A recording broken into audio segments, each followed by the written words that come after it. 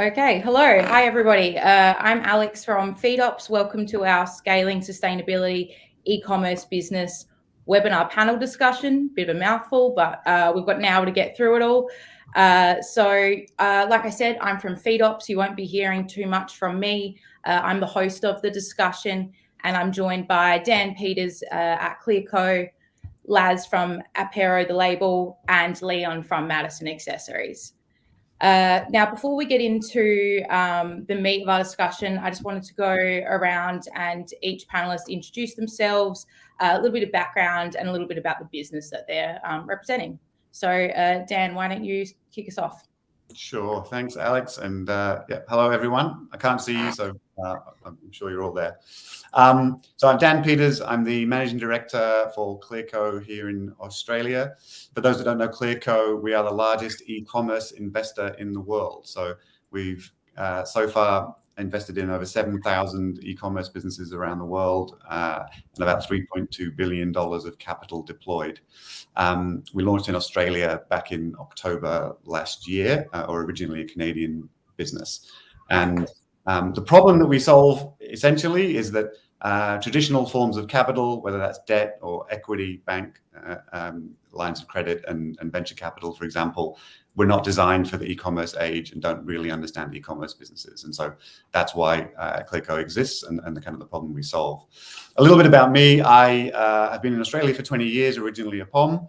And for much of that, I'm a two-time former founder, initially of a legal tech, and then more recently of a payments business, a buy now, pay later.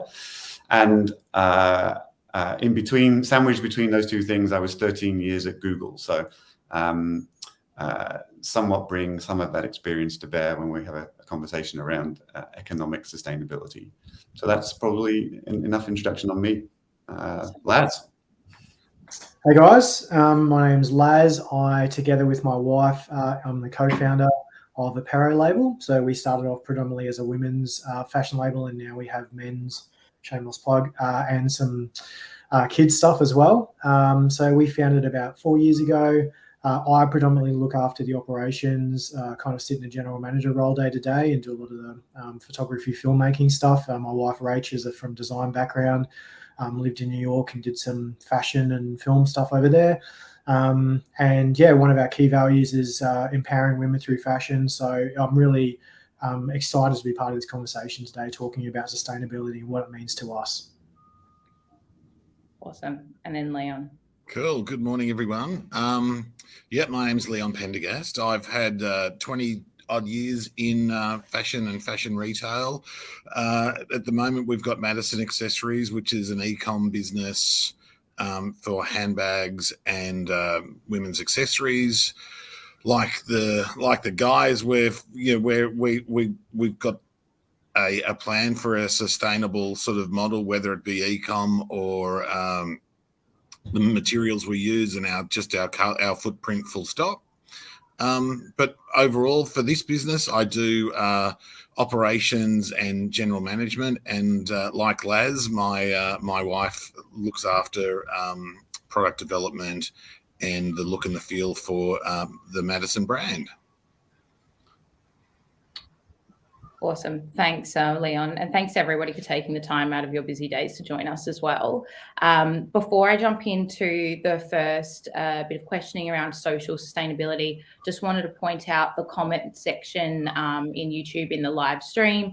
As we go through, please write whatever you need to. And we've got a lot of time towards the end to work through those questions and hear what you want to hear. So first question for the panel is an interpretive one. I want to go through and talk about what sustainability means to you and also what that means to your respective business. Dan, do you want to kick us off again? Sure. Look, I can start things. I think for Clearco, sustainability is an economic question, right? As I mentioned in the intro, I guess our perspective is that traditional forms of capital don't necessarily create sustainable ecosystems. In other words, what is well acknowledged in that space is a inherent bias in the way capital is allocated And you can see that because the way Clearco works is an algorithmic-based, data-based decision-making underwriting of who we fund. We don't make decisions on who we fund based on gender, based on race, based on whether they went to the right schools. And the outcome of that is that, and we've published this data, that we fund, I think it's now 25 times as many women founders as traditional VCs, and 8 times as many BIPOC founders as traditional VCs. And we're kind of only just getting started. And so for us, a big part of the economic sustainability of the way we operate is about creating access to capital, democratizing capital, and creating a kind of, I guess, a fairer, more sustainable ecosystem of e-commerce business, which is based on data and based on performance and based on how a business is actually on a day-to-day basis performing. So the downstream effects of that, I guess, for us, are that we're very concerned, that the uses of our capital are for, specifically for inventory and marketing. It's known as kind of growth capital in the industry. If you're an e-commerce business looking to fund inventory purchases or fund marketing, we think we're the most efficient, effective, and way to do that. And so because of that, we think we give e-commerce businesses the tools to sustainably grow against the kind of globalized competition of major platforms. And this is where I kind of wanted to hand over a little bit to Leon and Laz. We've got different perspectives and on what sustainability means to them. But for us, it's so important if you're an e-commerce business and your competition includes the likes of Amazon and, in Australia, Catch and Kogan and so on. It's so important that you have the access to capital and the access to marketing, inventory, and tools that, such as, for example, FeedOps, shameless plug for you guys, Alex, but, the ability to engage with tools like yours and others in the market that mean you can compete with those major platforms and major players. And that's the inherent challenge, I think, in the e-commerce ecosystem that we are trying to address. If you're able to give independent e-commerce businesses like Leon's and Laz's the access to capital such that they can buy the tools and buy the marketing and buy the inventory in ways that allow them to compete, then you create a sustainable ecosystem of local direct-to-consumer brands that can operate ethically, responsibly, sustainably, and all those other things. So I suppose that's as a kind of an intro, our perspective on why economic sustainability and kind of access to capital is so important for brands like Leon and Laz's. And then I think they have some additional perspectives. I might ask or hand over to Laz to talk a little bit about it, and then we can get to Leon. Yeah, I mean, I gave this good thought because it's I think if you think about sustainability, a lot of different things come up in people's minds as to what that kind of looks like.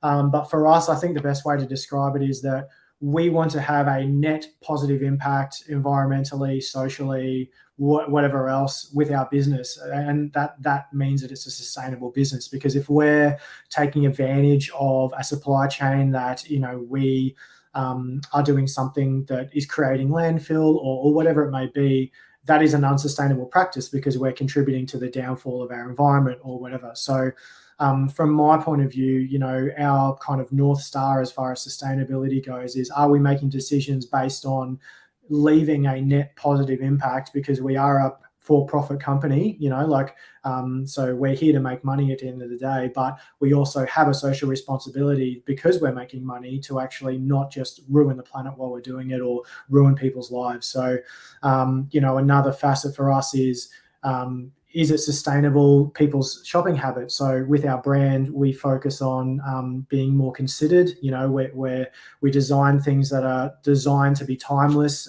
That's one of our values.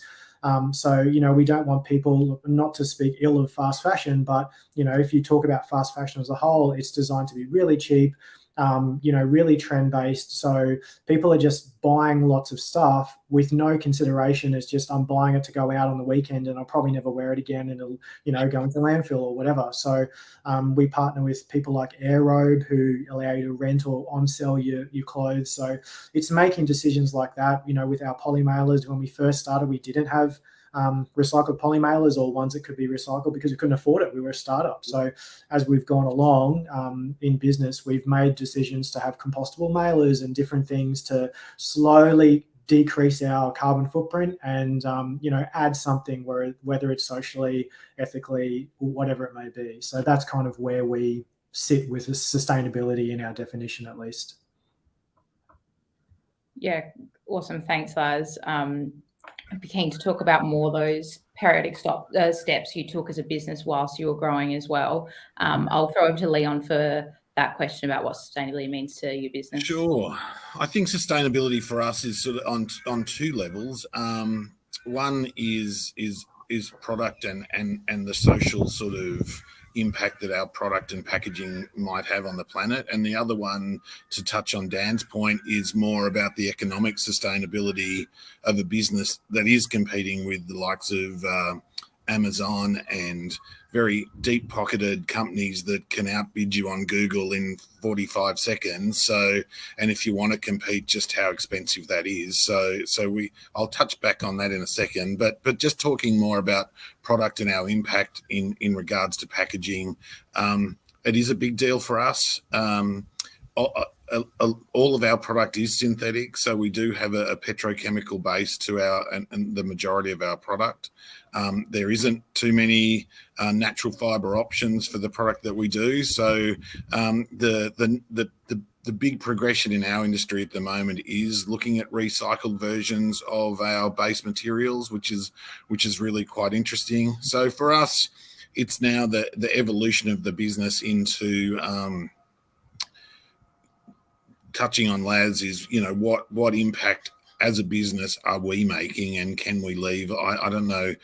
Net zero is a big call, Laz, but I think that we'll try really hard. But obviously, yes, product, packaging, transport, all of those things are a major deal, and something that as a business we're concentrating on in regards to how sustainable that is.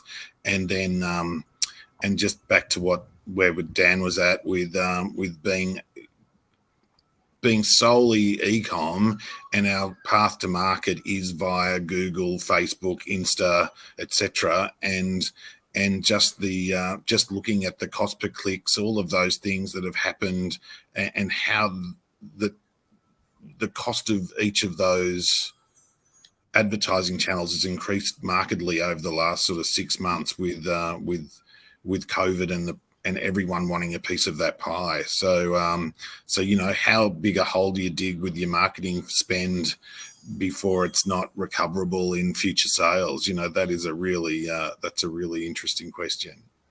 Yeah, I was gonna expand on that a little bit. I was sharing with the guys the other day that having spent a very long time at Google, and actually I was part of the team that was responsible for launching Google Shopping in Australia. So I remember it well, from the original days through to where we are. And I was sharing that, the largest platforms or largest e-com brands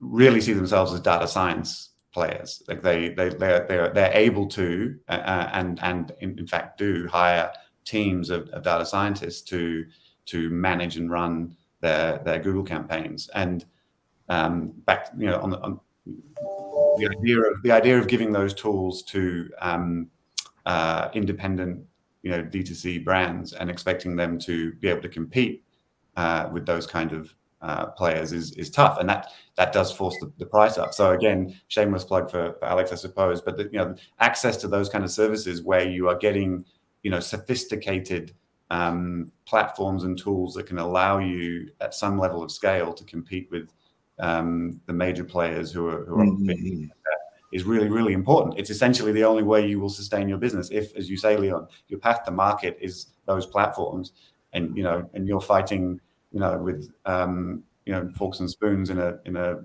knife fight, you're in trouble, right? And so I think it's really important that for e-com to be successful and for the diversity of e-com businesses in the market to be there, that you have access to those tools, that you have the capital and the tools available to get there.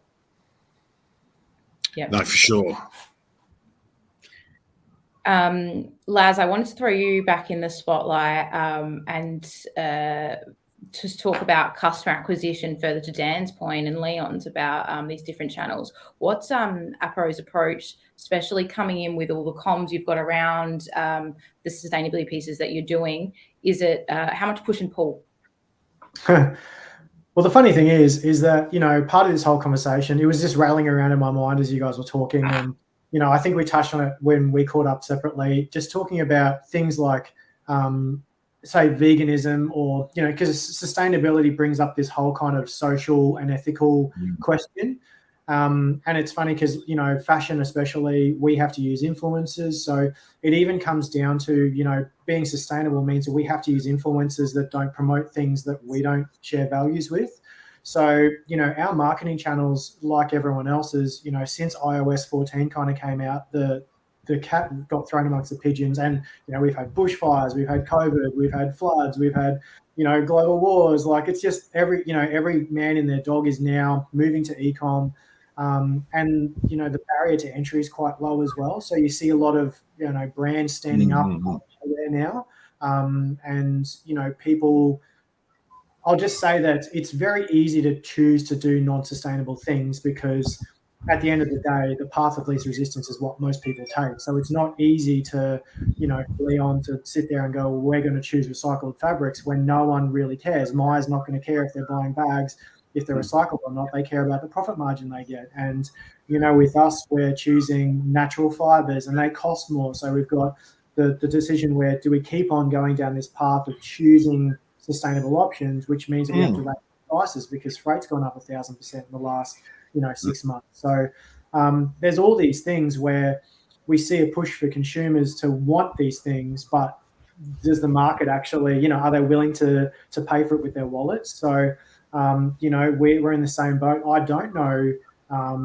I don't have real good clarity on what our return on ad spend is on Facebook and Instagram and Google anymore because it's all obfuscated because of all these new privacy things that are coming out. So as Google and Facebook, you know, all our futures are tied intrinsically with these guys and they're all trying to build their walled gardens to protect their profits. And the people that lose out are the small business owners or the e-com guys that are trying to get their brand out there. And we are, you know, up against the Amazons who have like, you know, crazy budgets. They spend millions a month and we spend, you know, a couple of $1,000s a month. So there's a big economy of scale that we're up against. So, you know, we have to use all of our channels to really educate our customers on what our values are, you know, things like empowering women through fashion, timeless fashion, you know, EDMs around educating them on considered purchasing rather than just buying into trend-based things, you know, enabling them to style things certain ways so they don't need to buy 5 things. They can buy one really good piece and style it 5 different ways and get it that way. And educating them on why you would buy natural fibers as opposed to polyester or whatever. And so I guess it's a different mindset and a different approach to marketing. But, you know, we just have to keep on trying and, you know, the needle will move in next week, you know, something different will happen and, you know, COVID will shut something else. So I guess it's a very interesting time to be in business in general. But I do believe right now it is a very interesting time as far as marketing channels goes. And, you know, it is really hard to know what bucket to put that. As far as economic sustainability goes, it's really hard to know what bucket to put your money in to get the best return because there's no clear-cut way anymore. Like it used to be Facebook, I can put X amount in and I get around about this much out, but there's no real way to measure that anymore. So hope that answers your question. It certainly does. And one last thing I wanted to ask about that was the education piece. Sale culture and sale expectations was a massive problem. I think it's one that people are starting to understand from a consumer behavior point of view, and that really plays into sustainability. Like you said, fast fashion. I don't want to see a top that I paid full price on sale a week later. Like, who are you to tell me that this is worth 50% less? Yeah. So we actually actively avoid that. So we don't really do many sales, and that's a choice we have to make. It precludes us from, you know, because consumeristic behavior, we've noticed people just wait, you know, like the 2 weeks before Black Friday, no one spends a thing and then they go crazy Black Friday because everyone wants a sale. But I think a knee-jerk reaction of e-com in general and retail has been, let's just start selling things and move stock and everything. But we've had to resist that, because at the end of the day, if you're trying to build a valuable brand and something that stands for something more than, a transactional kind of base relationship, you can't say that it's worth something, ask consumers to pay more than going to Kmart, for instance, and then put it on sale to clear stock, like 2 weeks later. It doesn't work. So I think that's more about having integrity with the way that you communicate with customers, and not just, we can talk about the whole greenwashing thing or the whole virtue signaling thing. That comes into it. If you say one thing, like we get vegan influencers that, like I said to you before, they promote Boohoo, or is it Boohoo? They get paid to promote these really massive global fast fashion companies that are doing way more environmental damage than they are. They're just making lots of profit, and they want to be activists about veganism. Like, well, it's all part of the same puzzle. So we want to do what we say, and not just say that we do things and don't actually back it up with the decisions we make. Yeah, for sure. Sorry, go Dan. I was gonna jump in and just ask a question, because you raise a really good point. Pricing sustainability is a really fascinating area. In the kind of e-com web environment, as you say, consumer behavior suggests that people wait because they know something is going to be available at a discount. So it's good. It's interesting to hear that your approach to kind of sustainable pricing essentially is to just set a floor and say that is our price. And I think we're seeing, and I've certainly noticed with the brands that we see being successful, tending to have, also the most successful direct-to-consumer brands tend to have a really strong position around price. They back their product, and they don't seem to do the kind of huge discount cycle, because it destroys long-term value in the brand. Is what we've kind of we found exactly that. Yeah. So certainly, we're trying to build a high quality product at a reasonable price that people see value in, but certainly not racing to the bottom, which seems to be the trend of bricks and mortar retail. You go somewhere and they buy 2 for $1, 5 for $10, whatever, So I think, to back Laz up there, is that we're seeing, even yesterday, I got a phone call from a new wholesale account that saw our bag in a cafe and tracked the lady down because she couldn't believe how good the quality was, etc. So that conversation was very easy, because our new client had no trip up on price because she was already sold on the quality of the item. So I think that's what it is. If you stand by your product and build it the best you can, and that you don't need 10 of them, you need one of them, that creates a much more sustainable. It's certainly nothing. There's no flash in the pan moment of selling 1 million pieces of stuff that falls apart and you never get a customer back. The idea is, hopefully this is a small snowball that's building and building. Yeah, for sure. I might just shift gear a bit, because we have spoke on that one question for a little bit of time. Dan, I'll put you in the spotlight as we gear towards economic sustainability. What I'm really fascinated is that question: how does e-commerce sustain itself? We've got legs now, but what do you see the future for this industry? Look, I think, this might be the former Googler in me talking, but I do think, you have to take a data-based approach. So I think the instinct of a retailer is still a retailer, right? And I remember spending a lot of time with some of the best retailers in Australia who used to talk a lot about the merchandising is merchandising, whether it's online, whether it's in store. That knowledge and understanding of your consumer, of placement, of price, of product, is still the fundamentals of retail. But I think the big addition that is different about e-com is the reliance on data, the importance of data, and ability to work with it. And to Laz's point earlier, it's incredibly disorientating when the platforms change their algorithms, when shifts in kind of when shifts in the ecosystem mean that metrics that you'd relied on no longer apply.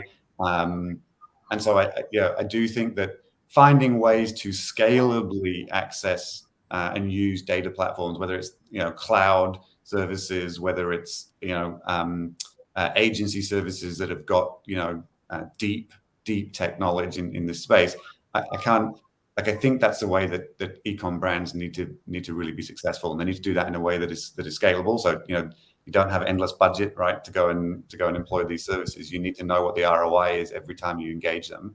But I do think that a data-based approach is the key. That would be my 2 cents, I guess. Certainly, our success has been 100% data, right, or data, whichever you like. Whichever one, yeah.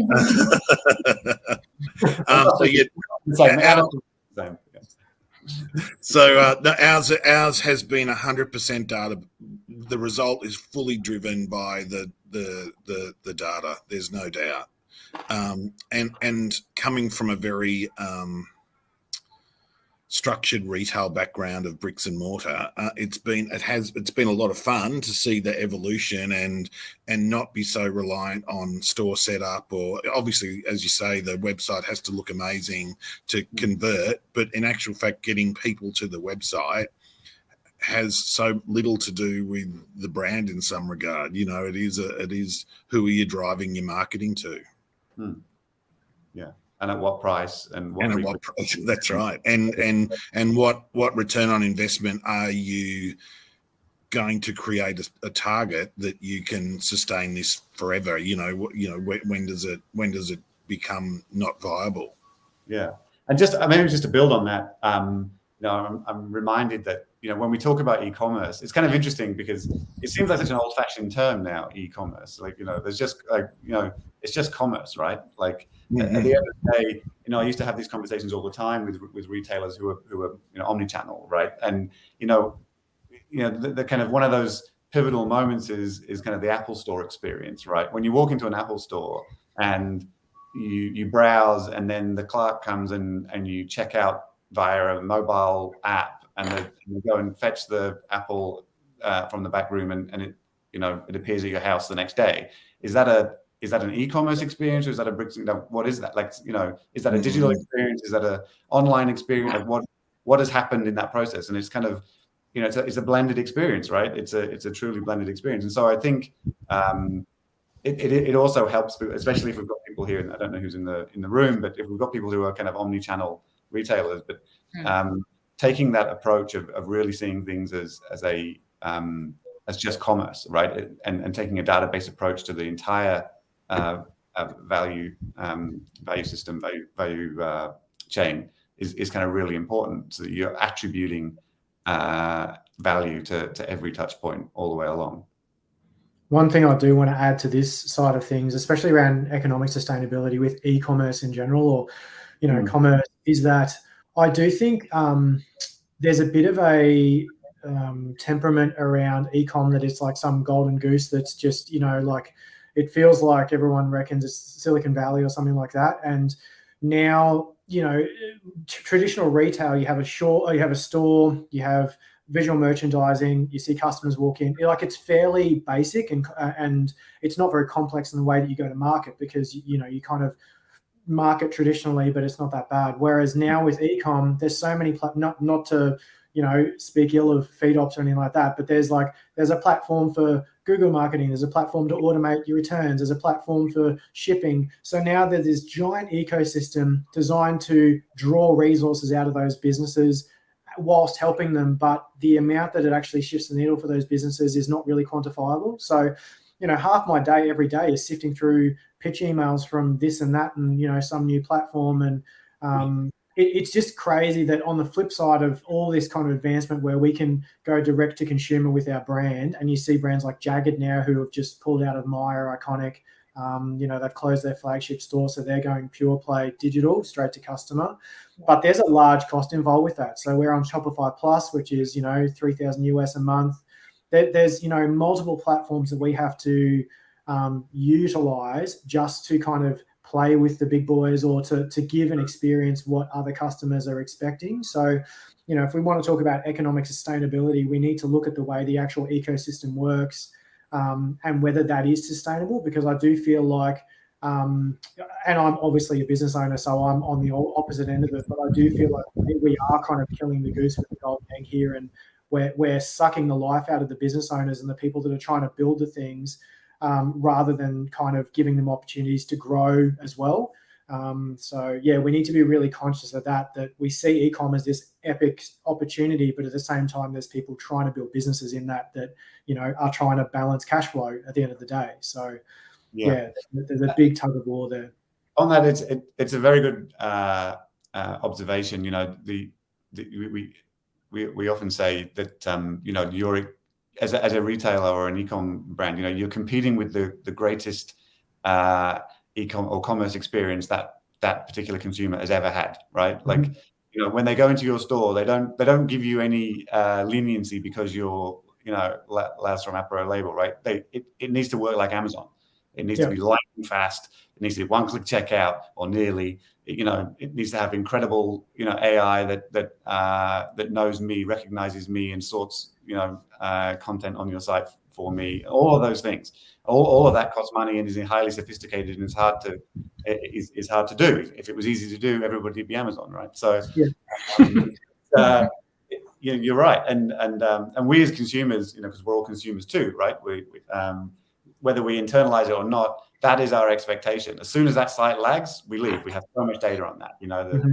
Having said that, though, the development of the low cost options for Shopify, even for, plug for FeedOps, but even the cost of a Google plugin compared to 2 years ago, certainly the tools are becoming more reasonably priced, and certainly the templated stores are becoming so advanced compared to what we were seeing 2 or 3 years ago that were very dumb basic. Here's your product, click on it, you can buy one. They've really progressed on a crazy level as far as I can sort of tell.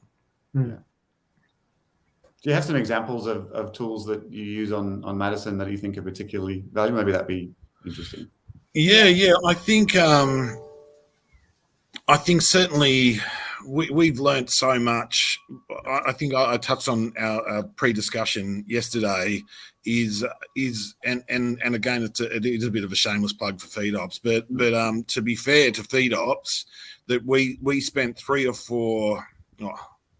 We tried 3 or 4 Google partners with some crazy high costs attached to it, with absolutely no result other than a big check to write, and to actually find someone who understood the structure of the data in our platform to be able to take it to Google and actually get some traction in shops and Google Ads and Google Shop. It took a long time and a lot of money. So I think that's our biggest link, and that has made a market difference to the result for the brand. Yeah. We certainly find with our capital, as I said at the beginning, we fund 2 very specific use cases or uses for e-com. We fund inventory purchases, and we fund marketing and marketing associated spending. And the reason that we're so happy to invest in e-com businesses who are willing to invest in marketing, and that can be agency fees, that can be those kind of fees, is because we know that when you pick the right partner and you invest in those platforms, it creates growth. We have great data. It's crazy. Yeah, you're like, and if you get the formula wrong, the amount of money that goes out the door and the amount of money that doesn't come in the door is frightening. But you get the partner right, and you have literally an instant business, which I think that's touching on the data thing again. It's insane that we can reach 13 or 14 million females 25 to 60 around Australia, and that's one thing a bricks and mortar shop in Westfield, Southland hasn't got a chance in hell of being able to do. So it is pretty it's exciting to be able to be part of national, if not global, shopping like that. It's incredible. Laz, I'm going to put you in the spotlight because a question's already been asked that flows on here. I think it was Michael Sanders says it's hard to find an e-commerce business. It's super hard for e-commerce businesses to choose a high-quality digital marketing partner, especially when there's so much choice and there's so many varying results. I can show it on the screen if you wanted to put your sense to that. So you want me to talk to that? Yeah. I agree. No, we've had both good and bad experiences with agencies, because at the end of the day, it's a choice between, do I hire someone internally that can do it? It's always a battle between DIY and working with a partner to do it. And with ecom, it's just a choice. Do I scale externally or do I hire the people internally? And I think with marketing, the game changes so quickly these days. I'm from a sales and marketing background. I was a marketing manager before I quit my job to go full time with here. So, I'm well aware of how quickly things change. So for us, I made the call to outsource to an agency, and we had, to be completely transparent, we onboarded an agency that I tried to vet, and I think I did a really good job of vetting, over quite a few meetings. And it turned out to be the worst decision of our life. I won't tell you who it was, but it put us back 12 months. There were on-flow effects that literally crippled our business and our cash flow for 12, and we're still recovering from that decision that we made. So, but on the flip side of that, we learned a lot, and then now we partner with other agencies that are really good. So it's one of those things where you can't just write it off because it didn't work the first time, because if there's merit in it, then it has to be done. But I've learned that you need to constantly look at those partners and see whether they're, getting lazy or whatever, because it's just natural human behavior that, you get into a relationship with someone and it just gets really familiar after a while, and you just stop, trying as hard. So, but you keep writing the check. Exactly, and it's not their money to spend on ads. Realistically, there's no real repercussion for them for not performing, aside from like, oh, sorry, we didn't hit the mark. Whereas there's real repercussions. All of a sudden you overspend 10 grand a month in ads, and you've got to make that 10 grand up somewhere from nowhere, because the ads aren't performing. So, it really is a minefield. And, I get probably 5 emails a day from marketing agencies saying we can 10x your return on ad spend. And I'm like, no, you can't, because you've got no idea for my business. That's right. In your dreams, yeah. That's what Alex said anyway. Yeah. I would never. Yeah. No, I see people's claims for, 38 to 1 ROAS. Yeah. How's that branded search campaign going? What I'll get up is Natalie from MI Academy's got a question here. How well do you think retailers actually use their data that they've got available to them to drive internal strategy, customer experience? And someone might be helping me out with the EX on that one. What could they do differently? What's EX? Employee experience? I don't know. I haven't heard EX either. Maybe I'm behind the times.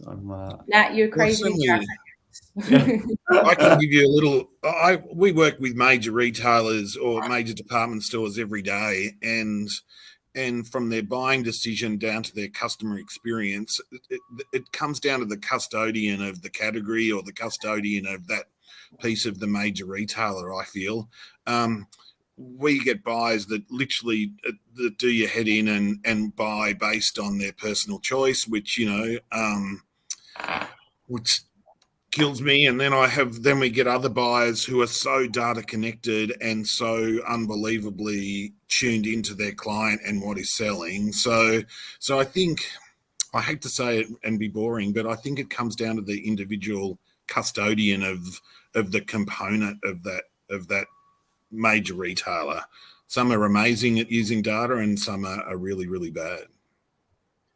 My 2 cents is, in our brains, we think we use the data amazingly. Sure. And in reality, we get, I have these great ideas in the shower, those like shower thoughts where you're just like, oh, this is incredible, we're going to do these things. And then it gets to, 9:01 when I've had my coffee and it all goes out the window because I have to do payroll, I have to do this and that, and it never gets thought of again until 6 months later. So that's the other thing. We've got all these epic tools, and unless you have the people to actually drive the tools and take responsibility and ownership of them, I think a lot gets lost in the ether. Totally. And I don't know the answer for actually fixing that. I'll give you some context here from a few, again, kind of back in Google days, and I won't name the retailers because, again, it could be dangerous, but there were some retailers that would deal with who would spend, at the time, $25 to $50 million a year on Google ads, who were running essentially on gut instinct and the kind of MD/CEO's gut. Now, those instincts were pretty good, by the way. This was a very successful retailer, but that's how they ran. And then there were other, and these were, I think, the best in class that I used to see at the time were things like, the examples were things like the sports bettors, not necessarily direct retailers and so on, but they were literally data scientists. They were just rooms of data scientists, and their site and their UX CX of their environment is so data driven, like unbelievably data driven,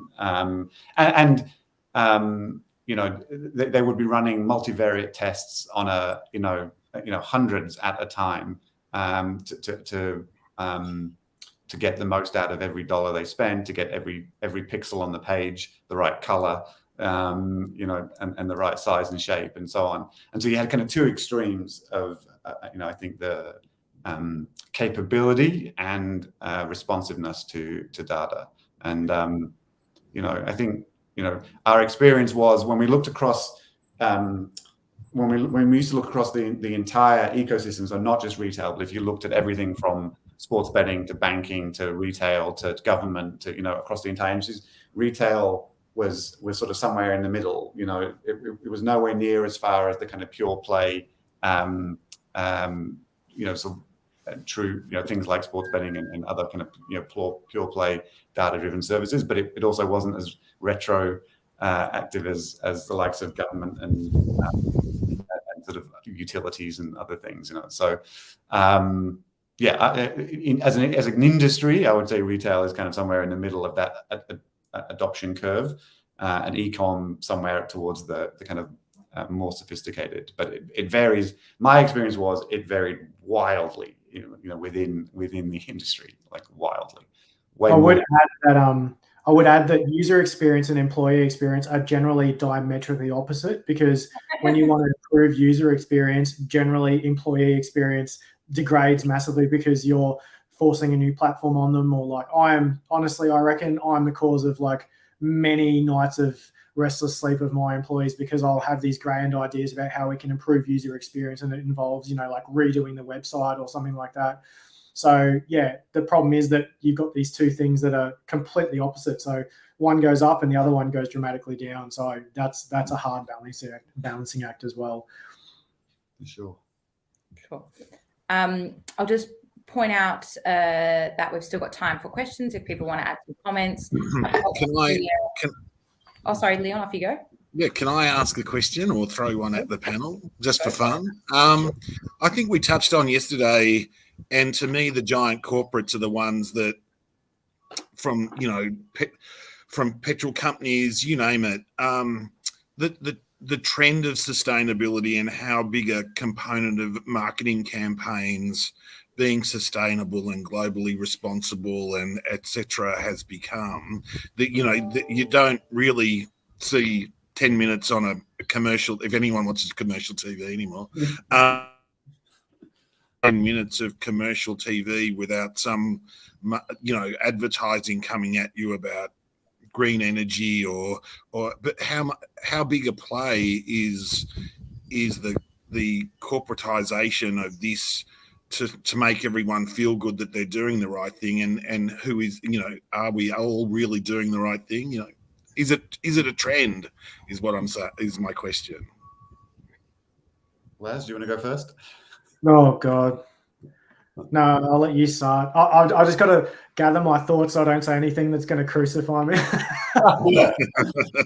Well, I suppose, okay, I'll wade into the murky waters then. I guess I don't really think it's anything all that new, if I'm honest. Like, if I think back to, the idea of kind of triple bottom line reporting, right, has been around for a very long time now.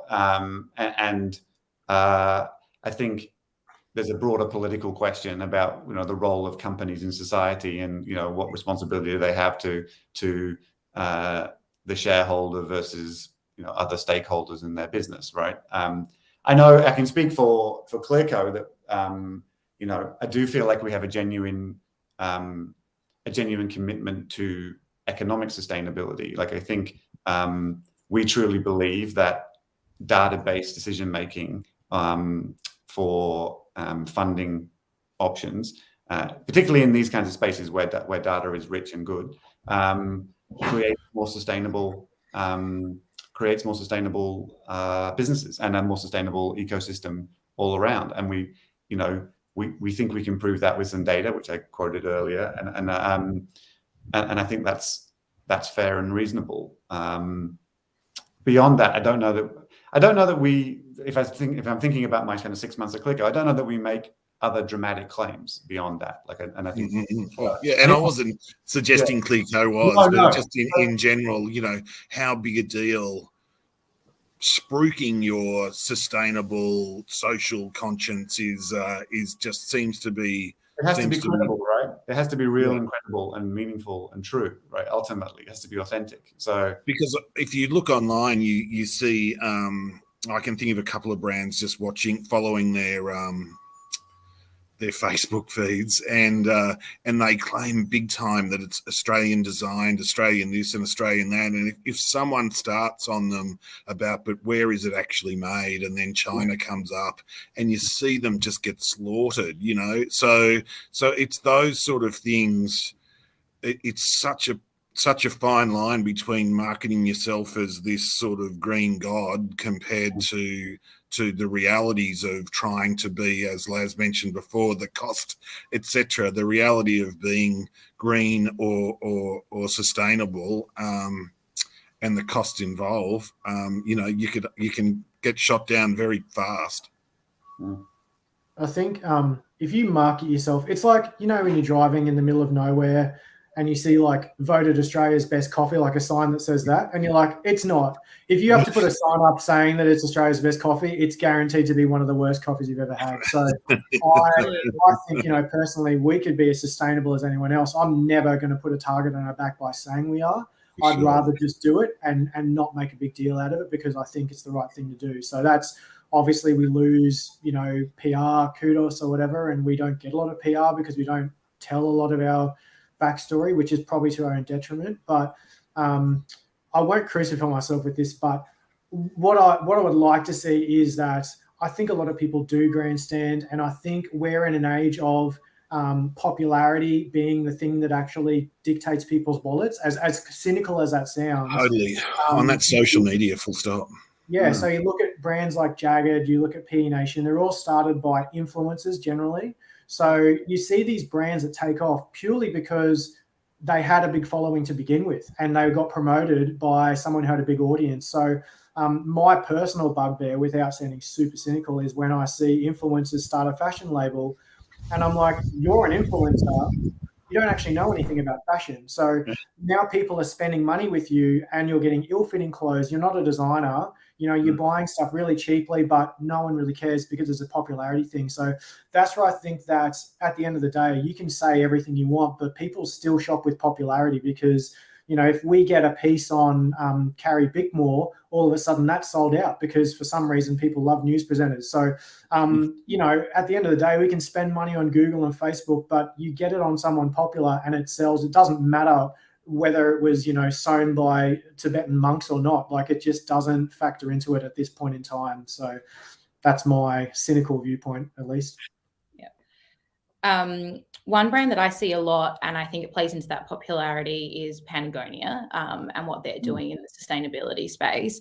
And we talk about stages of the business. They're obviously, they've been working hard to get to where they are.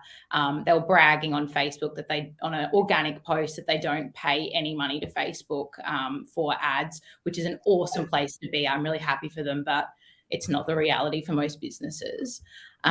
someone has asked a question about Patagonia and their kind of sale culture, getting rid of the Black Friday and that initiative. Not sure, Laz or Leon, if you're familiar with that one and had any comments on it. Do you want to go, Leon? You look like you're about to say something very enlightening. I was going to say, look, I think it's a really tough one. It's to me, it's like the pink day at the test, and I think they're all amazing initiatives, and I think when it's as genuine as the pink day at the test is, maybe that works for me. But I think brands, reality is to be cynical, I suppose, is the data harvesting that Patagonia is going to do on Black Friday. And sure, they're giving away a ton of money, but they've also collected probably another 20 or 30,000 clients on the back of it and all of their data. So it's really clever marketing, and maybe it's fantastic that some non-for-profit benefits out of it. I think that's my spin, but it's a great angle, that's for sure. That's the definition of kind of doing well by doing good, right?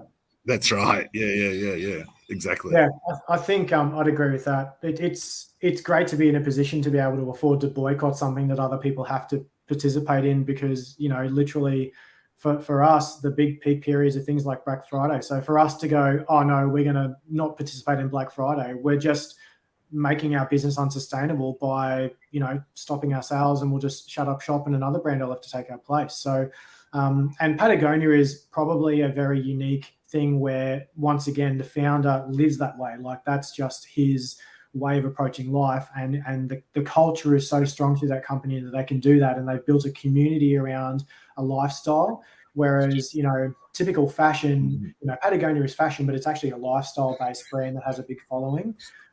So it's a different kind of kettle of fish. And I've seen other fashion brands do that, and like they're boycotting Black Friday, and I'm like, well, it's kind of just a PR stunt, if I'm completely honest, because they're not benevolently, or they're not doing it for the greater good of the world. Like, they're business owners, they want to make money. So you can say it all you want, but it's just a PR stunt. I think the best, but I'm just going to call it as it is. So. The best example I've seen is I've got a couple of little boys who just love the gamers on YouTube, and there's two of them out there now. I won't flag them, but who every second video, in a philanthropy sort of twist, which is, I think, rubbish, they're giving away tens to hundreds of thousands of dollars, and they end up with 2 or 3 billion hits on a video that they're getting then paid for by YouTube, and their couple of $100,000 that they've given away ends up a drop in the ocean to the income that they're actually generating for themselves. So you could apply exactly the same logic to corporate marketing, like Patagonia's done with Black Friday. These guys are planting trees, and they are doing, they're doing good, but they're also getting some insane income from the ecom following that they from the online following that they have. Yeah, it's ultimately still in their marketing calendar. Right. Yeah, that's right. Yeah. And the Tuesday check from YouTube is pretty good. Yeah. Team, we're coming up to our hour. Was there anything anyone wanted to circle back on before we wrap? I feel like we've come around myself. Yeah, my circle back would be just, it is fully a balancing act of, I think that what can you pull off and still remain in business, and hopefully that